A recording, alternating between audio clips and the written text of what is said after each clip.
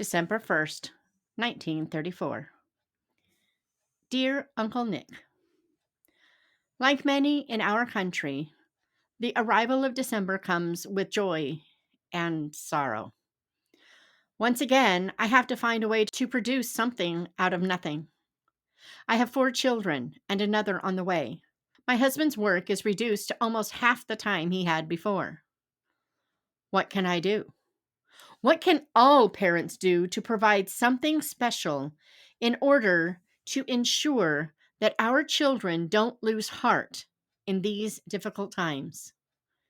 Sincerely, hanging on to hope.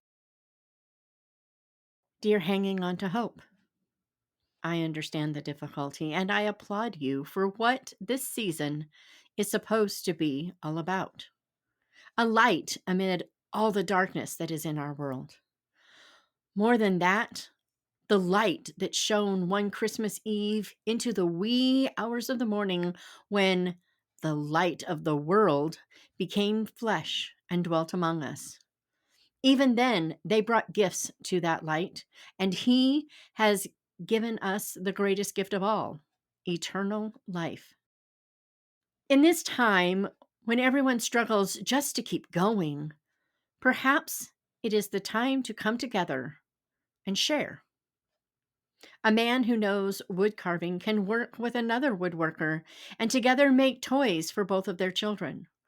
One woman who has extra linens can share with a dressmaker who can make dolls or dresses for them. There is still time for parents to get together, pool resources, and ensure that every child in February has something special on Christmas morning. The same can be done for Christmas treats. The farmer may have extra milk, butter, or eggs. The storekeeper may have a ripped bag of flour he can't sell but could swap. Other women might have leftover syrup or an abundance of wood to fill stoves for baking. If people work together, cookies, candies, and other treats would be possible without straining resources too far. In fact, there is much that can be done if we all work together a little. With much love and many prayers, Uncle Nick.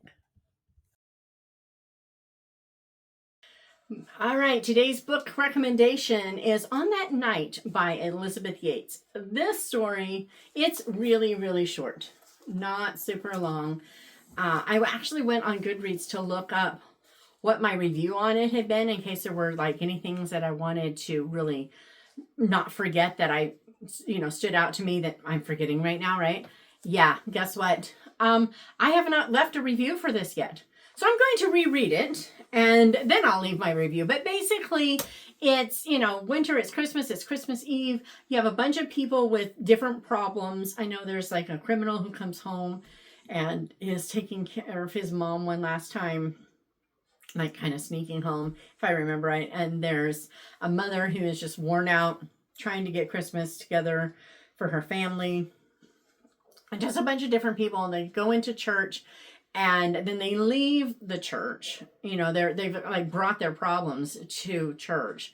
And then they leave the church and the changes in their lives and everything. It's just a really sweet book. It's really short. I don't even think it's 100 pages in this small little, look at it compared to my head. It's really small.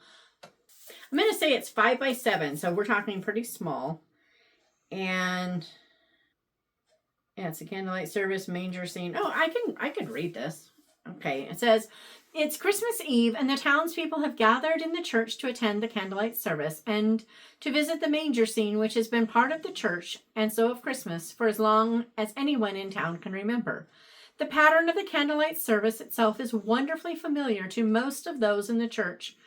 The singing of the carols, the reading of the prophecies and their fulfillment, the great moment when the candles are given out and lighted from wick to wick. The candles will illuminate the way for homegoers one step at a time. For most who attend, it is a night of hope. For 6 people, a little girl, a thief, a harried woman, a jobless young man, a bride now a widow, and a blind man, it is a night that brings to pass one of the legends of Christmas Eve, that on that night lost things are found. And they call this a parable. But there are pen and ink illustrations, or charcoal probably. I'm just trying to see how many pages. I don't even think there's 100 pages. 92. So it's just a beautiful, beautiful story. The writing is lovely. If you love good writing, if you love a short, encouraging book at Christmas, yeah. So anyway, I had to share one book that is great. A lot of libraries have it. So I don't know if it's on Kindle, but it's